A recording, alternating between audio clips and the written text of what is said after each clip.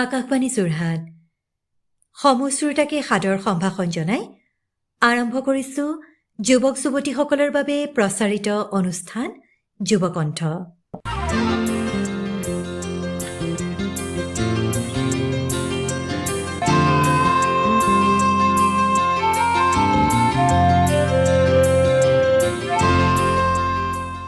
আজিৰ অনুষ্ঠানত আমাৰ মাজত ষ্টুডিঅ'ত অতিথি হিচাপে উপস্থিত আছে জাবৰ নিষ্কাশনৰ লগত বিশেষভাৱে জড়িত হৈ থকা এটি বেচৰকাৰী সংস্থা সাহসৰ যোৰহাট জিলাৰ মুখ্য সমন্বয়ক ছাকলিন হক। ছাকলিন হক, আপোনাক আজিৰ যুৱকণ্ঠ অনুষ্ঠানলৈ স্বাগতম। ধন্যবাদ। ছাকলিন হক, আপুনি সাহসৰ লগত বিশেষভাৱে জড়িত হৈ আছে বৰ্তমান সময়ত, আৰু আপোনালোকে যথেষ্টখিনি কাম কৰি থকা আমি দেখিবলৈ পাইছোঁ।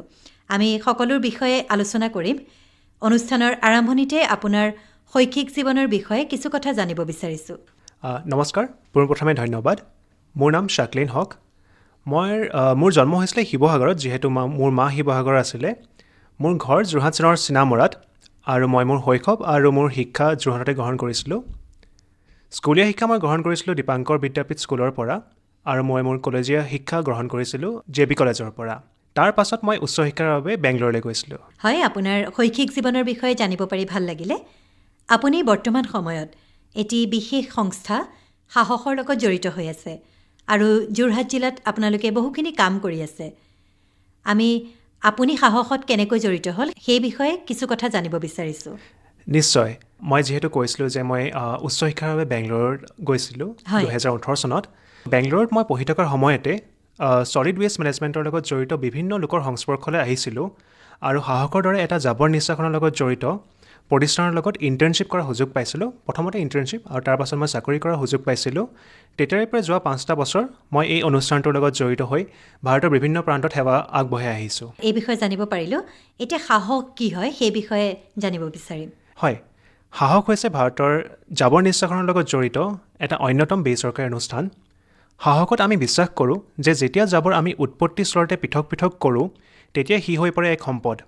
আমি 2001 চনৰ পৰা ভাৰতৰ বিভিন্ন গ্ৰামীণ আৰু চহৰাঞ্চলত জনসাধাৰণৰ মাজত উৎপত্তিস্থলতে জাবৰ পৃথকীকৰণ কৰাৰ সজাগতা, লগতে ৱেষ্ট মেনেজমেণ্টৰ লগত জড়িত কৰ্মচাৰীসকলৰ দক্ষতা বিকাশ কৰা, আৰু পুনৰীক্ষণ, পুনৰ ব্যৱহাৰ আৰু পুনৰাৱৰ্তনৰ জৰিয়তে 90% জাবৰ যাতে পুনৰবাৰ সম্পদলৈ ৰূপান্তৰিত হ'ব পাৰে তাৰ সুনিশ্চিত কৰাৰ ওপৰত আমি জনসাধাৰণক সহায় কৰি আহিছোঁ। হয়, মানে সাহসৰ প্ৰধান উদ্দেশ্যই হৈছে জাবৰ নিষ্কাশন কৰা। নিশ্চয়। হয়, আপোনালোকে যোৰহাটত কেতিয়াৰ পৰা কাম কৰি আছে, আৰু আপুনি যোৰহাটত কেনেকৈ জড়িত হ'ল? এই প্ৰশ্নটো মোৰ বহুত ভাল লাগে, যিহেতু মই বিভিন্ন প্ৰান্তত সাহসৰ লগত মিলি সেৱা আগবঢ়াবলৈ সুবিধা পাইছিলোঁ। হয়, আপুনি যিহেতু উল্লেখ কৰিছে যে আপুনি ভাৰতবৰ্ষৰ বিভিন্ন প্ৰান্তত কাম কৰিছে সাহসৰ লগত জড়িত হৈ, কিন্তু যোৰহাটলৈ কেনেকৈ আহিলে সেই বিষয়ে জানিব বিচাৰিম। নিশ্চয়।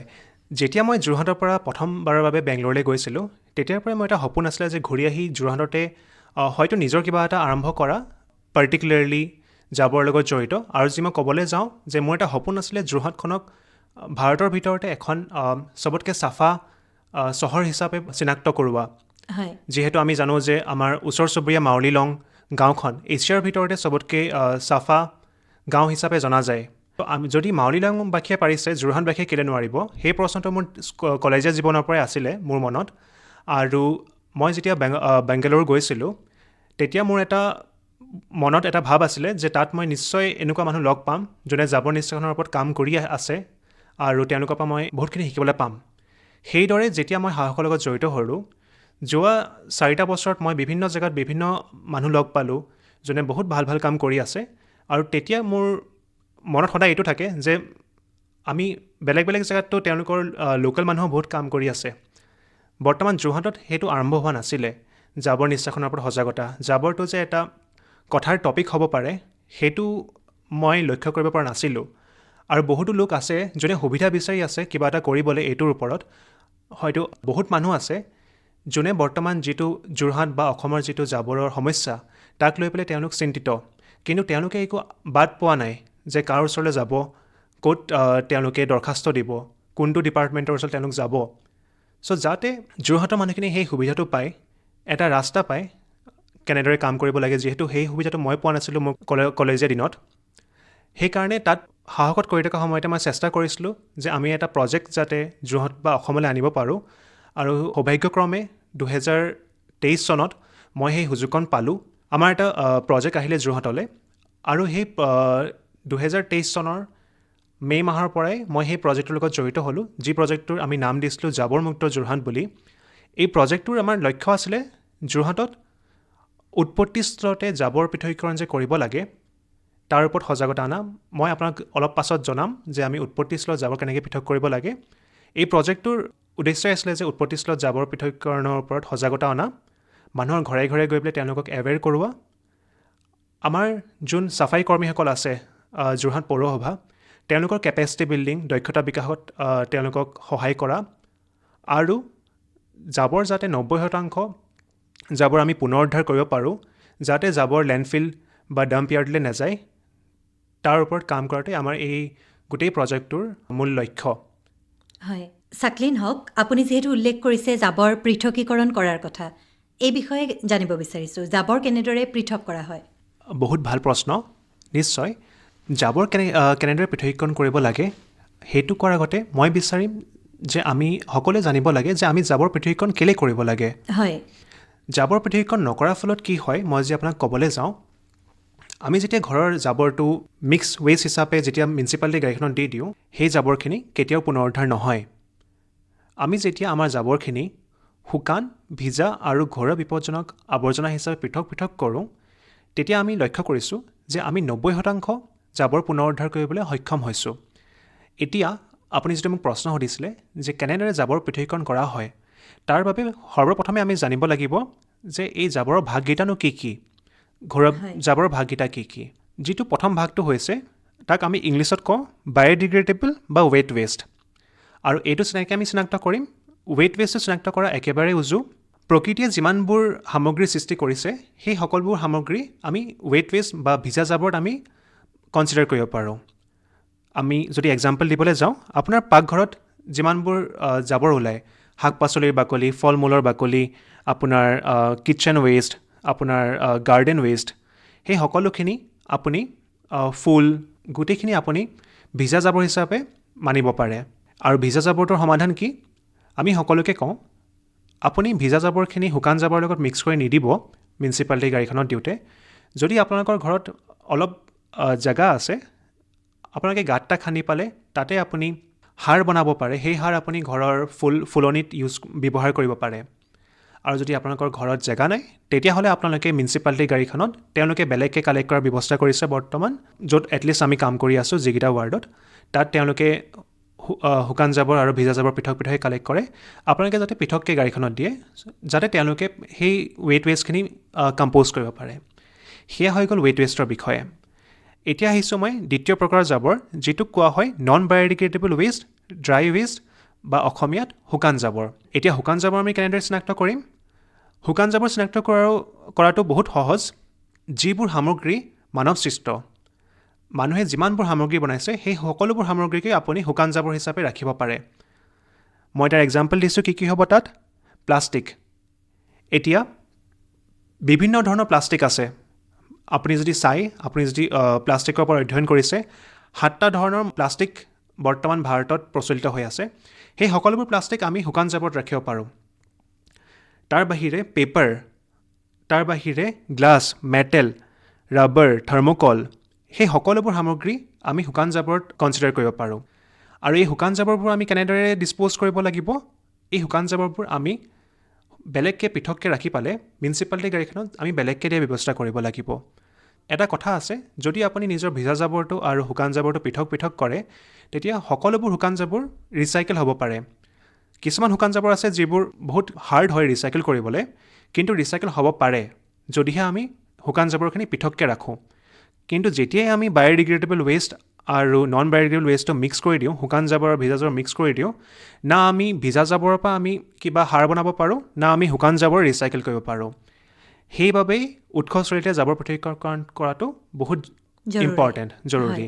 তাৰ বাহিৰেও আৰু এক প্ৰকাৰৰ জাবৰ আছে যিটোৰ বিষয়ে বেছি চৰ্চা কৰা নহয়, যিটোক কোৱা হয় ডমেষ্টিক হাজাৰ্ডাছ ৱেষ্ট বা অসমীয়াত ঘৰুৱা বিপদজনক আৱৰ্জনা। এতিয়া যিবোৰ চেনিটেৰী নেপকিন, ডাইপাৰ্ছ, বেজী, দৰৱ, বেণ্ডেজ, ইউজ কৰা টিচু, চুলি আৰু ঘৰ মোচাৰ ঘৰ সৰাৰ ধূলি বালি, এই সকলোবোৰক আমি ড্ৰাই ৱেষ্ট বা শুকান জাবৰত আমি ৰাখিব নোৱাৰোঁ, যিহেতু এইবোৰত বীজাণু লাগি থাকিব পাৰে। এই সকলোখিনি জাবৰক আমি বিপদজনক আৱৰ্জনা হিচাপে কনচিডাৰ কৰোঁ। আৰু এই বিপদজনক আৱৰ্জনাটো আমি কেনেকৈ ডিছপ'জ কৰিব লাগে, আমি পৰাপক্ষত যদি ভগা চিচা থাকে বা বেজী থাকে বা এনেকুৱা যিকোনো সামগ্ৰী যিয়ে আপোনাৰ হানি কৰিব পাৰে, তাক এখন আপোনাৰ জাবৰ কালেক্ট কৰা চাফাই কৰ্মীজনৰ হানি কৰিব পাৰে, তাক আপুনি এখন কাগজেৰে মেৰিয়াই তাত ৰঙা টেপ মাৰি পালে বিপদজনক আৱৰ্জনা হিচাপে যাতে মানুহজনে চিনি পায়, আপুনি সেইটো বেলেগকৈ ৰাখি দিব পাৰে, যাতে সেইটো তেওঁলোকে বেলেগকৈ কালেক্ট কৰে। আৰু বিপদজনক আৱৰ্জনা ৰিচাইকেল কৰা নহয়, বিপদজনক আৱৰ্জনাক আমি ইনচিনেৰেশ্যনলৈ পঠিয়াওঁ, য'ত বহুত বেছি হাই টেম্পাৰেচাৰ, মোৰ দেন 1000 ডিগ্ৰী চেলচিয়াছত সেই বিপদজনক আৱৰ্জনাবোৰ জ্বলোৱা হয়, যাতে তাৰ পৰা কোনো বায়ু প্ৰদূষণ নহয়, লগতে সেই বিপদজনক আৱৰ্জনাখিনি যাতে ডিছপ'জ হৈ যায়। আৰু এই তিনিটা ভাগতে আমি জাবৰক পৃথকীকৰণ কৰিবলৈ মানুহক উৎসাহ যোগাওঁ, আৰু বৰ্তমান যোৰহাটত আমি এই তিনিটা জাবৰ পৃথকীকৰণৰ ওপৰতে সজাগতা সৃষ্টি কৰি আহিছোঁ।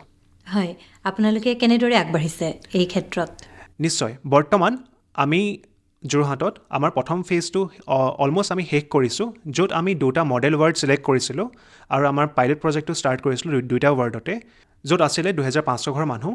আৰু আমি প্ৰত্যেকৰে ঘৰে ঘৰে গৈ পেলাই প্ৰথমতে তেওঁলোকৰ এটা বেছলাইন ছাৰ্ভে কৰোঁ, য'ত আমি জানিবলৈ চেষ্টা কৰোঁ যে বৰ্তমান তেওঁলোকৰ জাবৰ নিষ্কাশনৰ পদ্ধতিটো কি। তেওঁলোকে মিউনিচিপালিটিৰ গাড়ীত জাবৰ দি আছে, নে তেওঁলোকে ৰাস্তাই ঘাটে জাবৰ পেলাইছে, নে ঘৰৰ পাছফালে জাবৰ পেলাইছে, সেইখিনি আমি জানিবলৈ চেষ্টা কৰোঁ। তাৰপিছত আমি জানিবলৈ চেষ্টা কৰোঁ যে জাবৰক লৈ পেলাই তেওঁলোকৰ মানসিকতা কেনেকুৱা। যিহেতু জাবৰ কালেক্ট কৰা যিসকল NGOs আছে, ছেল্ফ হেল্প গ্ৰুপ আছে, তেওঁলোকক এটা 50 টকাৰ মাচুল দিব লগা হয়, আৰু সকলো মানুহে সেইটো দিবলৈ সহজে মান্তি নহয়। তেওঁলোকেনো কিয় মান্তি নহয়, বা তেওঁলোকে কিবা অসুবিধা পাইছে নেকি?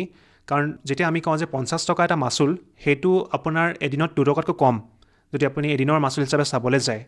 নিজৰ পৰিৱেশখন, নিজৰ যোৰহাটখন চাফা কৰি ৰাখিবলৈ যে 2 টকা এটা দিনত আমি দিব নোৱাৰোঁ, তাৰ কাৰণটোনো কি? বা কিছুমানে আমি বহুত এনেকুৱা মানুহো পাইছোঁ যোনে কৈছে যে আমি 2 টকা নালাগে, আমি মাহেকত 100 টকা দিবলৈও মান্তি আছোঁ, যদি ছাৰ্ভিচবোৰ আমি ভালকৈ পাওঁ, ৰেগুলাৰ পাওঁ। হয়, সেই গোটেই কথাখিনি আমি জানিবলৈ চেষ্টা কৰোঁ বেছলাইন ছাৰ্ভেটোৰ জৰিয়তে। আৰু এই বেছলাইন ছাৰ্ভেটোতো আমি লগতে আমি জানিবলৈ চেষ্টা কৰোঁ যে এটা ৱাৰ্ডত মুঠতে ঘৰ কিমান আছে। যিহেতু আমাৰ পৰিসংখ্যা গণনাৰ যিটো ডেটা আমাৰ ওচৰত এভেইলেবল আছে, সেইটো 2011 চনৰে হয়। তাৰ পাছত বহুতখিনি পৰিৱৰ্তন আহিছে আৰু মানুহৰ সংখ্যাও বাঢ়িছে। চ' বেছলাইন ছাৰ্ভেটো হৈ যোৱাৰ পাছত আমি এটা ৱেষ্ট কোৱান্টিফিকেশ্যন ষ্টাডি কৰোঁ। তাত আমি কি কৰোঁ, আমি জানিবলৈ চেষ্টা কৰোঁ যে প্ৰত্যেক ঘৰ মানুহৰ পৰা ডেইলি কিমান শুকান জাবৰ, ডেইলি কিমান ভিজা জাবৰ আৰু হাজাৰডাছ ৱেষ্ট ওলায়। এই তথ্যটো জানিলে আমাৰ সুবিধা হয় যে এটা ৱাৰ্ডত আমি গাড়ী কেইখন পঠিয়াব লাগিব, বা এখন গাড়ী কিমান দিনৰ মূৰে যাব লাগিব যদি এখন গাড়ী এভেইলেবল আছে মিউনিচিপালিটিৰ লগত। সেই গোটেইখিনি তথ্য লাভ কৰাৰ পাছত আমি আৰম্ভ কৰোঁ আমাৰ ড'ৰ টু ড'ৰ এৱেৰনেছ, য'ত আমি প্ৰত্যেক ঘৰ মানুহৰ ঘৰে ঘৰে গৈ পেলাই শুকান জাবৰ, ভিজা জাবৰ আৰু বিপদজনক জাবৰ কি হয় সেইটো তেওঁলোকক তাৰ ওপৰত এৱেৰনেছ দিওঁ। তাৰ লগতে শুকান জাবৰ ৰাখিবৰ কাৰণে আমি এটা বেগ দিওঁ। সেই বেগটো চাউলৰ যিটো 50 কেজিৰ বেগ থাকে, তেনেকুৱা এটা বেগ হয়। আৰু এই বেগটো আমি এই কাৰণেই দিওঁ যাতে মানুহে নিজৰ শুকান জাবৰখিনি তাত বেলেগকৈ জমা কৰি ৰাখি যাব পাৰে, আৰু যদিও 4-5 দিনলৈকে গাড়ীখন আহিব নোৱাৰে, তেওঁলোকে যাতে শুকান জাবৰখিনি নিজৰ পৃথকভাৱে তাত জমা কৰি ৰাখিব পাৰে, তাৰ বাবে সেই বেগটো প্ৰদান কৰা হয়। আৰু আমি সকলোকে জনাওঁ যে আপোনালোকে বেগটো এবাৰ ব্যৱহাৰ কৰি পেলাই নিদিব। আপোনালোকৰ যিবোৰ শুকান জাবৰ ওলাই মিউনিচিপালিটিৰ গাড়ীখনত ড্ৰপ কৰি পেলাই বেগটো আকৌ নিজৰ লগত ৰাখি থৈ দিব, যাতে সেই বেগটো আপুনি পুনৰ ব্যৱহাৰ কৰিব পাৰে। এই গোটেইখিনি কাম শেষ হোৱাৰ পাছত আমি যেতিয়া মিউনিচিপালিটিৰ গাড়ীখন কালেকশ্যনত যায়, আমি গাড়ীখনৰ লগে লগে যাওঁ আৰু আমি ছেগ্ৰিগেশ্যন মনিটৰিং কৰোঁ। আৰু আমি যদি দেখোঁ যে কোনোবা মানুহে জাবৰ পৃথক কৰি দিয়া নাই, তেতিয়া লগে লগে আমি যেতিয়া তেওঁলোকে গাড়ীখনত জাবৰখিনি পেলাবলৈ আহে, মিক্স ৱেষ্টখিনি, আমি তেওঁলোকৰ ওচৰলৈ গৈ পেলাই তেওঁলোকক বুজাওঁ যে আপোনালোককতো এৱেৰনেছ দিয়া হৈ গৈছিলে, আপোনালোকে কিয় মিক্স জাবৰ দি আছে, কিবা সমস্যা পাইছে নি? বা তেওঁলোকে ক'ব পাৰে যে তেওঁলোকে কি সমস্যা পাইছে, তেওঁলোকে হয়তো আমি যেতিয়া এৱেৰনেছ দিছোঁ তেওঁ নাছিলে।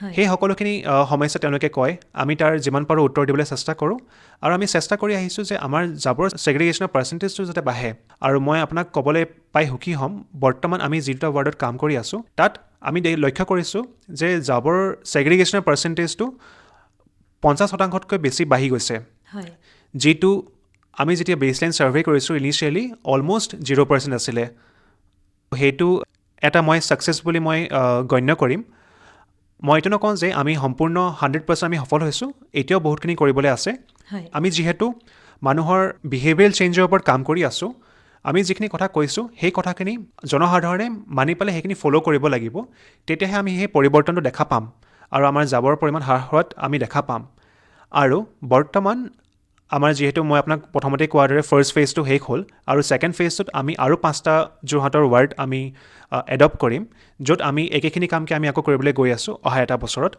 আৰু আমি দৃঢ় বিশ্বাসী যে 3 বছৰৰ ভিতৰত আমি যোৰহাটখনক এখন চাফা চহৰ হিচাপে গঢ়ি তুলিবলৈ আমি সক্ষম হ'ম হয় অতি সুন্দৰ উদ্দেশ্য লৈ আপোনালোকে কাম কৰিছে আৰু আমিও আশা কৰিছোঁ আপোনালোকৰ এই উদ্দেশ্য সফল হওক যিহেতু অলপ আগতে আপুনি উল্লেখ কৰিলে যে ঘৰে ঘৰে গৈ আপোনালোকে সাধাৰণ ৰাইজক জাবৰ কেনেকৈ পৃথক কৰিব লাগে সেই বিষয়ে অৱগত কৰিছে এই ক্ষেত্ৰত জনসাধাৰণৰ সহযোগিতা কেনেধৰণৰ মই ক'বলৈ পাই অতি সুখী যে আমি জনসাধাৰণৰ বহুত পজিটিভ ৰেছপন্স এটা ভাল ৰেছপন্স পাবলৈ সক্ষম হৈছোঁ যোৱা এটা বছৰত সমস্যা হৈছিলে মই এইটো নকওঁ যে সমস্যা নাছিলে প্ৰথমতে যেতিয়া আমি আমাৰ ছাৰ্ভে আৰম্ভ কৰিছিলোঁ আমাৰ ৰেকি আৰম্ভ কৰিছিলোঁ তেতিয়া যিহেতু আমাক কোনো নাজানিছিলে আমি যেতিয়া মানুহৰ ঘৰত যাওঁ বহুত মানুহে আমি এনেকুৱাও পাইছিলোঁ যোনে আমাক মানে গেটৰ মুখৰ পৰাই আমাক ঘূৰাই পঠাইছিলে আমাক সোমাবলৈ দিয়া নাছিলে আৰু বহুত ক্ষেত্ৰত মানুহৰ শংকাও থাকে যিহেতু তেওঁলোকে নাজানে আমি কোন হয় ক'ৰ পৰা আহিছোঁ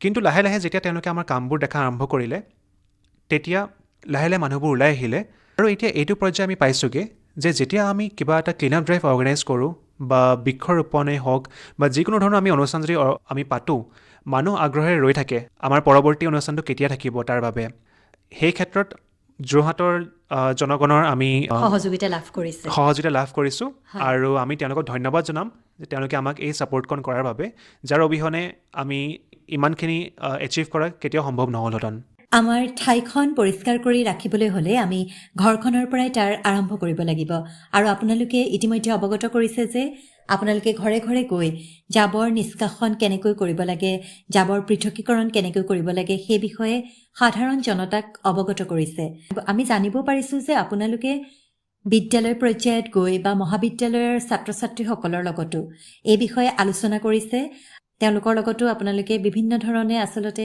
কাম কৰিবলৈ চেষ্টা কৰিছে সেই বিষয়ে কিছু কথা জনাওকচোন নিশ্চয় আমি বিশ্বাস কৰোঁ যে ছাত্ৰ ছাত্ৰীসকলৰ পাৰ্টিচিপেশ্যন এনেকুৱা ধৰণৰ প্ৰজেক্টছ বা এনেকুৱা ধৰণৰ কামত বহুত জৰুৰী যিহেতু এষাৰ কথা আছে যে বুঢ়া বাঁহ বেকা কৰিবলৈ টান আমি চেষ্টা কৰোঁ যে ছাত্ৰ অৱস্থাৰ পৰাই যাতে যোৰহাটৰ যিসকল আগবাঢ়ি আহিছে তেওঁলোকে এই বিষয়ে জ্ঞাত হওক জাবৰটো যে এটা সমস্যা প্লাষ্টিকটো যে এটা প্ৰব্লেম হয় তেওঁলোকে যে জানক সেইবাবে আমি তেওঁলোকক এতিয়াৰ পৰাই যাতে আমি তেওঁলোকক জ্ঞানটো দিব পাৰোঁ তাৰ বাবে আমি চেষ্টা কৰিছোঁ আৰু আমি বহুত ভাল ৰেছপন্স পাইছোঁ আমি বিভিন্ন স্কুলৰ লগত জড়িত হৈ আছোঁ বৰ্তমান Jorhat gov girls school Jorhat DCB school তাৰ লগতে পুবেৰিন একাডেমি আৰু JB কলেজ DCB কলেজ বহুত শিক্ষানুষ্ঠানৰ লগত আমি জড়িত হৈ আছোঁ আৰু আমি সকলো শিক্ষানুষ্ঠানকে ধন্যবাদ জনাব বিচাৰিছোঁ তেওঁলোকে আমাক এই সুযোগকণ দি তেওঁলোকৰ ছাত্ৰ ছাত্ৰীসকলৰ লগত মত বিনিময় কৰিবলৈ আমাক সুযোগ দিছে আমি যিমানখিনি স্কুল কলেজ য'ত মত বিনিময় কৰিছোঁ আমাৰ ৱৰ্কশ্বপ ৰাখিছোঁ তাৰে বহুতখিনি স্কুলৰে বহুতখিনি ছাত্ৰ ছাত্ৰী ওলাই আহি আমাৰ লগত ভলাণ্টিয়াৰিং কৰিছে আমাৰ লগত বৰ্তমান যোৰহাটৰ 2খন বিশ্ববিদ্যালয় কাজিৰঙা বিশ্ববিদ্যালয় আৰু অসম মহিলা বিশ্ববিদ্যালয়ৰ 35গৰাকী ছাত্ৰী জড়িত হৈ আছে ইণ্টাৰ্ণ হিচাপে হয় এই বিষয়ে জানিব পাৰি ভাল লাগিলে আমি আশা কৰিছোঁ আপোনালোকৰ যি পৰিকল্পনা জাবৰমুক্ত যোৰহাট এই প্ৰকল্পৰ লগত আপোনালোকে যেনেদৰে আচলতে পৰিকল্পনা কৰি আগবাঢ়িছে সেয়া সফল হওক আৰু ছাত্ৰ ছাত্ৰীসকলেও আপোনালোকৰ লগত সহযোগিতা আগবঢ়াইছে সেই বিষয়ে জানি ভাল লাগিলে চাকলিন হওক আপুনি প্লাষ্টিকৰ কথা উল্লেখ কৰিছিলে এইখিনিতে আপোনাক সুধিব বিচাৰিছোঁ ছিংগুল ইউজ প্লাষ্টিক বা একক ব্যৱহাৰযোগ্য প্লাষ্টিক হয় এই বিষয়ে জানিব বিচাৰিছোঁ নিশ্চয়। এতিয়া বহুতে আমাক এটা প্ৰশ্ন সোধে যে আপোনালোকে কয় যে প্লাষ্টিক ব্যৱহাৰ কৰিব নালাগে, আমি প্লাষ্টিকটো একেবাৰে এৰি দিম নি? এতিয়া আপুনি যিখন চকীত বহি আছে, মই যিখন চকীত বহি আছোঁ, প্লাষ্টিকৰ চকী। সেই প্লাষ্টিকৰ চকীবোৰ আমি ব্যৱহাৰ নকৰিম নি? আচলতে নহয়। প্লাষ্টিকটো এটা মূল্যৱান আৱিষ্কাৰ আছিলে ছায়েন্সৰ। আমি মানুহক কওঁ যে যিটো অলাগতিয়াল একক ব্যৱহাৰযোগ্য প্লাষ্টিক সেইটো পৰিহাৰ কৰিব লাগে। এতিয়া মই যদি ক'বলৈ যাওঁ যে একক ব্যৱহাৰযোগ্য প্লাষ্টিক বা ছিংগল ইউজ প্লাষ্টিকনো কি হয়, যিটো প্লাষ্টিক কেৱল এবাৰ ব্যৱহাৰ হয়, তাক সেইকাৰণে ছিংগল ইউজ বুলি কোৱা হয়। যিটো ফৰ এক্সাম্পল, আমি যেতিয়া এটা পানী বটল কিনি খাইছোঁ, মিনাৰেল ৱাটাৰ বটল এটা, সেইটো আমি এবাৰ ইউজ কৰোঁ, তাৰপৰা পেলাই দিওঁ। আমি যেতিয়া এটা ডিছপ'জেবল কাপ বা এখন ডিছপ'জেবল প্লেট ইউজ কৰোঁ, এবাৰ ব্যৱহাৰ কৰি পেলাই দিওঁ। আমি নিজৰ সুবিধাটো চাওঁ যে আমি আকৌ ধুব নালাগে। কিন্তু সেই প্লাষ্টিকৰ প্লেটখন বা সেই গ্লাছটো, আমি বৃদ্ধ হৈ আমি মৰি যাম, কিন্তু সেই প্লাষ্টিকৰ প্লেটখন তেনেকৈ থাকি যাব শ বছৰ। আমি সেইটো কেতিয়াও ভাবি নাচাওঁ। প্লাষ্টিকৰ চামুচখন, প্লাষ্টিকৰ ফৰ্কখন, সেইখন আমি মৰি যোৱালৈকে থাকি যাব তেনেকেই। যাতে আমি সেইবোৰ বস্তু পৰিহাৰ কৰিব পাৰোঁ আৰু আমি যিমান পাৰোঁ ৰিইউজেবল যাতে বস্তুবোৰ ব্যৱহাৰ কৰিব পাৰোঁ, তাৰ ওপৰত আমি গুৰুত্ব দি আহিছোঁ। এতিয়া মই যদি আপোনাক এটা এক্সাম্পল দিবলৈ যাওঁ, যিটো টুথব্ৰাছ আমি প্ৰথম সৰুকালত ব্যৱহাৰ কৰিছিলোঁ, সেইটো বৰ্তমান ক'ৰবাত নহয় ক'ৰবাত এতিয়াও আছে। হয়তো সাগৰত আছে, নহ'লে নদীত আছে, নহ'লে মাটিত পোত খাই আছে, কিন্তু সেইটো শেষ হৈ যোৱা নাই। পৃথিৱীত ক'ৰবাত নহয় ক'ৰবাত এতিয়াও আছে। আমি ডাঙৰ হৈ গ'লোঁ, আমি মৰি যাম, কিন্তু সেই টুথব্ৰাছটো থাকি যাব। যাতে সেই তেনেকুৱা সামগ্ৰীবোৰ, যিবোৰ ধৰি লওক আমি কেইদিনমান ব্যৱহাৰ কৰোঁ বা এবাৰ ব্যৱহাৰ কৰি আমি পেলাই দিব লাগে, যাতে তেনেকুৱা সামগ্ৰীবোৰ আমি পৰিহাৰ কৰি পেলাই ৰিইউজেবল সামগ্ৰী যিমান পাৰোঁ ব্যৱহাৰ কৰোঁ, যিবোৰ অল্টাৰনেট সামগ্ৰী বুলি কোৱা হয়, তাৰ ওপৰত আমি গুৰুত্ব আৰোপ কৰি আহিছোঁ। আৰু এইটো বহুত বেছি টান নহয়। আমাৰ ককাহঁতে প্লাষ্টিক ব্যৱহাৰ কৰা নাছিলে, আমাৰ আইতাহঁতে প্লাষ্টিক ব্যৱহাৰ কৰা নাছিলে। নামঘৰ যাওঁতে, মছজিদ যাওঁতে তেওঁলোকে ৰুমালত বান্ধি আহে বুলি কয়, কলপাত ব্যৱহাৰ কৰে, ষ্টীলৰ প্লেট ব্যৱহাৰ কৰে। দোকানতো, চাহৰ দোকানতো আগতে আমি দেখিছিলোঁ যে ষ্টীলৰ কাপ দিয়ে বা চিচাৰ কাপ দিয়ে, আৰু তাত চাহ খোৱাৰ আমেজটোৱে বেলেগ আছিলে। তাৰ লগতে মই আৰু এটা কথা যোগ কৰিব বিচাৰিম। বৰ্তমান বহুতে এইটো প্ৰশ্ন সোধা আৰম্ভ কৰিছে, যদি আমি একক ব্যৱহাৰযোগ্য প্লাষ্টিকটো ইউজ নকৰোঁ, disposable glass, disposable plate use নকৰোঁ, আমি পেপাৰ কাপটো ইউজ কৰিব পাৰোঁ নি? কাৰণ পেপাৰটোতো মাটিৰ লগত মিলি যাব পাৰে। আমি তেওঁলোকক জনাওঁ, আৰু মই সকলো শ্ৰোতাক জনাব বিচাৰিম যে পেপাৰ কাপটো প্লাষ্টিকৰ দৰে বা প্লাষ্টিকতকৈ বেছিহে মাৰাত্মক। যিহেতু পেপাৰ কাপটোত এটা প্লাষ্টিকৰ লাইনিং থাকে। আপুনি যদি ভালদৰে লক্ষ্য কৰে, সেইটো অকল পেপাৰ কাপ নহয়, তাত ভিতৰত এটা প্লাষ্টিকৰ লাইনিং থাকে। আৰু যিহেতু তাত পেপাৰো থাকে, প্লাষ্টিকো থাকে, সেইটো বেছি মাৰাত্মক হৈ যায়। আৰু তাত যেতিয়া আমি এটা গৰম চাহ খাওঁ, সেই গৰম চাহখিনিতো প্লাষ্টিকৰ যিটো মাইক্ৰ'প্লাষ্টিক বুলি কোৱা হয়, মাইক্ৰ'প্লাষ্টিকটো মিলিত হৈ যায়, আৰু সেই প্লাষ্টিক আমাৰ পেটলৈ গৈ থাকে। আৰু সেই প্লাষ্টিকেই বৰ্তমান আমাৰ সমাজত যিদৰে বেমাৰৰ সংখ্যা বাঢ়ি আহিছে, বিভিন্ন ধৰণৰ নতুন নতুন বেমাৰ, যাৰ আমি নাম সৰুতে শুনা নাছিলোঁ, সেই বেমাৰবোৰ হ'বলৈ আৰম্ভ কৰিছে, তাৰ জৰিয়তেও সেই মাইক্ৰ'প্লাষ্টিকে। আমি প্লাষ্টিক পৰিহাৰ কৰিবলৈ চেষ্টা কৰিব লাগে। নিশ্চয়, যিমান পাৰি আমি ৰিইউজেবল সামগ্ৰীবোৰ, আমি আকৌ ঘূৰি যাব লাগিব আমাৰ যিবোৰ ৰুটছবোৰ আছিলে। আমি গ্লাছ ব্যৱহাৰ কৰিব পাৰোঁ, আমি ষ্টীলৰ গ্লাছ ব্যৱহাৰ কৰিব পাৰোঁ, বা নিজৰ কাটলেৰী ইউজ কৰিব পাৰোঁ। কিন্তু আমি একক ব্যৱহাৰযোগ্য প্লাষ্টিকটো আৰু একক ব্যৱহাৰযোগ্য পেপাৰ বা যিকোনো ধৰণৰ একক ব্যৱহাৰযোগ্য আইটেম আমি পৰিহাৰ কৰিবই লাগিব, যদি আমি প্ৰকৃতিৰ লগতে নিজৰো সুৰক্ষা কৰি ৰাখিব বিচাৰিছোঁ। চাকলিন হওক, আমি বহুখিনি কথাই আজিৰ অনুষ্ঠানটিত আপোনাৰ সৈতে আলোচনা কৰিলোঁ। যিহেতু আমাৰ সময় হৈ আহিছে, একেবাৰে শেষত আপুনি ছাত্ৰ ছাত্ৰীসকলক কি ক'ব বিচাৰিব বা নতুন প্ৰজন্মক কি ক'ব বিচাৰিব? নিশ্চয়, বৰ্তমানৰ যুৱ সমাজ বহুত সজাগ। মই এটাই অনুৰোধ কৰিম যে তেওঁলোকে প্ৰথমে নিজকে প্ৰকৃতিক ভাল পাবলৈ শিকাওক। নিজে প্ৰথমে প্ৰকৃতিৰ প্ৰতি থকা নিজৰ দায়িত্ববোধ পালন কৰক। আৰু আপুনি আৰম্ভ কৰক প্ৰথমতে একক ব্যৱহাৰযোগ্য প্লাষ্টিক পৰিহাৰ কৰি। আৰু যেতিয়া আপুনি নিজে এটা ল' ৱেষ্ট অৰ্থাৎ আৱৰ্জনাবিহীন জীৱন যাপন কৰি প্ৰকৃতিৰ প্ৰতি থকা আপোনাৰ দায়িত্ব পালন কৰা আৰম্ভ কৰিব, তেতিয়া আপুনি আপোনাৰ অনুজ, বন্ধুবৰ্গ আৰু পৰিয়ালৰ মানুহক অনুকৰণ কৰিবলৈ উৎসাহ যোগাব পাৰে। ইংৰাজীত এষাৰ কথা আছে, উই do not need a handful of people doing zero' waste perfectly, we need millions of people doing it imperfectly. অৰ্থাৎ কেৱল মই বা আপুনি পাৰফেক্টলি অকলে প্লাষ্টিক পৰিহাৰ কৰি প্লাষ্টিক পলিউশ্যন বা ৱেষ্ট পলিউশ্যনৰ সমাধান উলিয়াব নোৱাৰোঁ। কিন্তু আমাক দেখি আৰু 2জন মানুহ উৎসাহিত হ'ব, তেওঁলোকক দেখি আন 4জন উৎসাহিত হ'ব। এনেদৰে সকলোৱে যদি আমি আমাৰ নিজৰ প্ৰকৃতিৰ প্ৰতি থকা দায়িত্ববোধ পালন কৰিবলৈ আৰম্ভ কৰোঁ, যোৰহাট এছিয়াৰ পৰৱৰ্তী মাউলিলং হ'বলৈ বেছি সময় নালাগিব। চাকলিন হওক, যিহেতু আমাৰ সময় হৈ আহিছে, আমি আমাৰ অনুষ্ঠানটি সামৰিব লাগিব। আজিৰ অনুষ্ঠানত আমি আপোনাৰ লগত বহুখিনি কথাই আলোচনা কৰিলোঁ। সঁচাকৈ ভাল লাগিলে। আপুনি আজিৰ অনুষ্ঠানত অংশগ্ৰহণ কৰিলে আকাশবাণী যোৰহাট কেন্দ্ৰৰ তৰফৰ পৰা আপোনালৈ আন্তৰিক ধন্যবাদ জ্ঞাপন কৰিছোঁ। আকৌ কেতিয়াবা আমাৰ অনুষ্ঠানত লগ পোৱাৰ আশাৰে আজিৰ যুৱকণ্ঠ অনুষ্ঠানৰ পৰা আপোনাক এতিয়া বিদায় জনাইছোঁ। ধন্যবাদ। বহুত বহুত ধন্যবাদ। এখন সমাজ তেতিয়াহে সুন্দৰ হ'ব যেতিয়া সমাজৰ পৰিৱেশ সুন্দৰ হৈ থাকিব। এজন ব্যক্তিৰ স্বাস্থ্য ভালে থাকিলে যেনেদৰে ব্যক্তিজন ভালে থাকিব পাৰে, তেনেদৰে আমাৰ চৌপাশৰ পৰিৱেশো চাফা হৈ থাকিলে সমাজখন সুন্দৰ হৈ থাকিব। ইমান পৰে শ্ৰোতাসকলে জাবৰ নিষ্কাশন, জাবৰমুক্ত কেনেদৰে কৰি ৰাখিব পাৰি, জাবৰ পৃথকীকৰণ কেনেদৰে কৰা হয়, এই বিষয়ে এটি বেচৰকাৰী সংস্থা সাহসৰ যোৰহাট জিলাৰ মুখ্য সমন্বয়ক চাকলিন হকৰ সৈতে হোৱা এটি আলোচনা শুনিলে। অনুষ্ঠানটিৰ প্ৰযোজনা আছিল বিশ্বজিৎ দাসৰ। সকলো ভালে থাকক, চৌপাশৰ পৰিৱেশ সুন্দৰ কৰি ৰাখক। আজিৰ যুৱকণ্ঠ অনুষ্ঠানৰ পৰা মই দৰ্শনাই এতিয়া বিদায় লৈছোঁ। নমস্কাৰ।